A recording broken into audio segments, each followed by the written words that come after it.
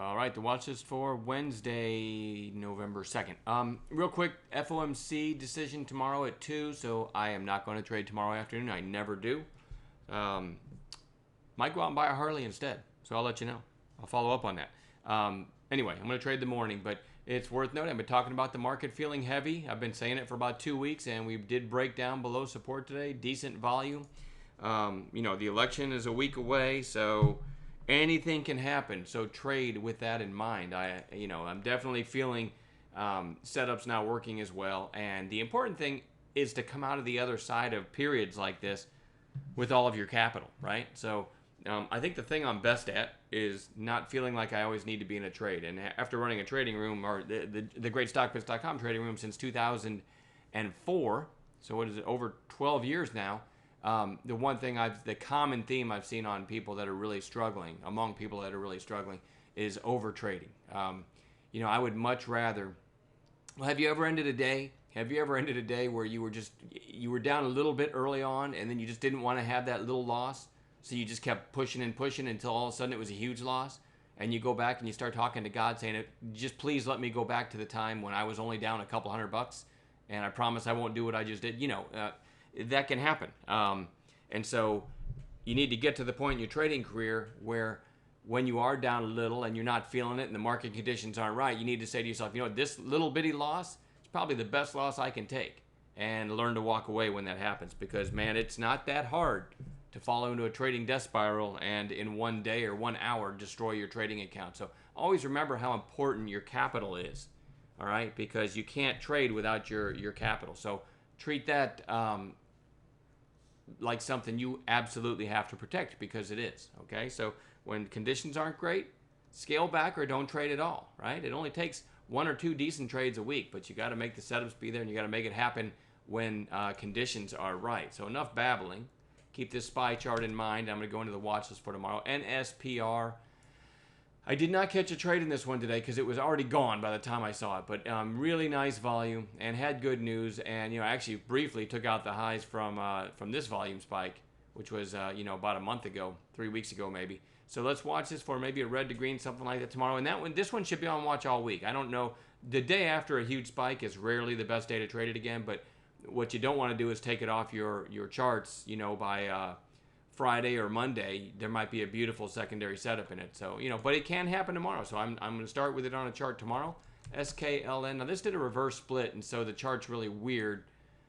Notice how it looks on the daily. If I switch to 15s, it shows as a gap up, right? 3 days ago, and then getting some strength. So my charts are kind of messed up when it comes to reverse splits. But anyway, this one, because it did a reverse split, I think has a fairly low float. It actually had news today as well.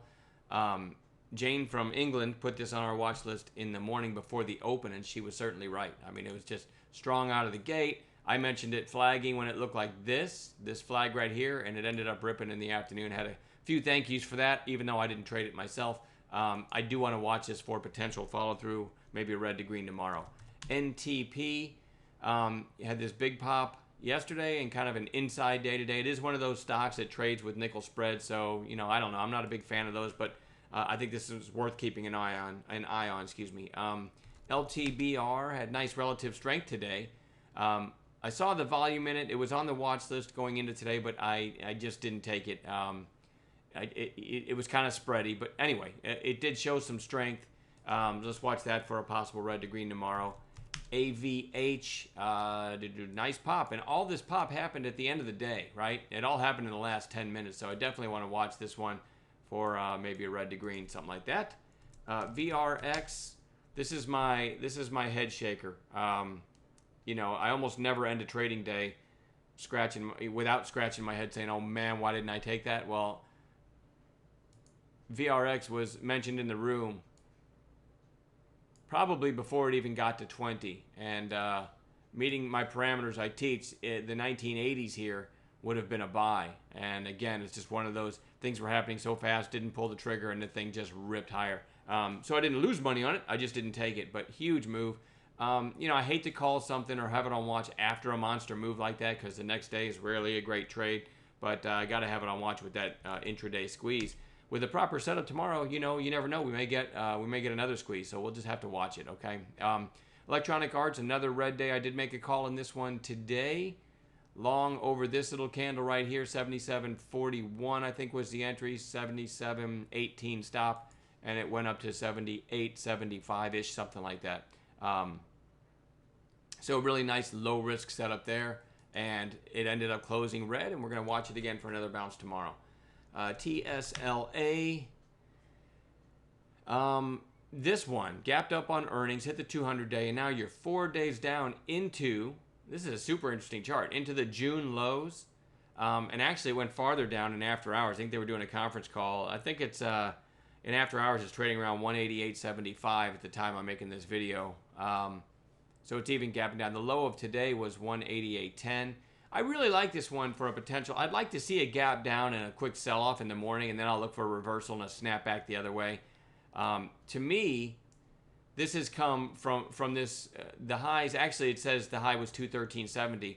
And after hours that day, I think it went up to 216, so it probably fell from here down below 190 in 4 sessions. To me, that's too far, too fast to take out these lows and call it a short. I would expect a snapback tomorrow if that happens, if it sells off at the open. So that's going to probably be one of my #1 watches in the morning. If it gaps down and sells off initially, could get a really nice long trade in it, but only with the proper intraday setup. Lumber liquidators ended up doing a little, bounced off that 200-day just like I said it would, but I never caught it, never caught a trade in it. So it doesn't cost me any money not to trade it, but it just goes back on bounce watch tomorrow. Closed over 15. We'll see if it can catch a bid tomorrow. And then lastly, TWER. You notice how many bounce watches are on the chart, or on the list, because the market's been pretty weak. So TWER did bounce off support today and closed with a nice little green hammer. Just going to look for a follow through on that bounce tomorrow.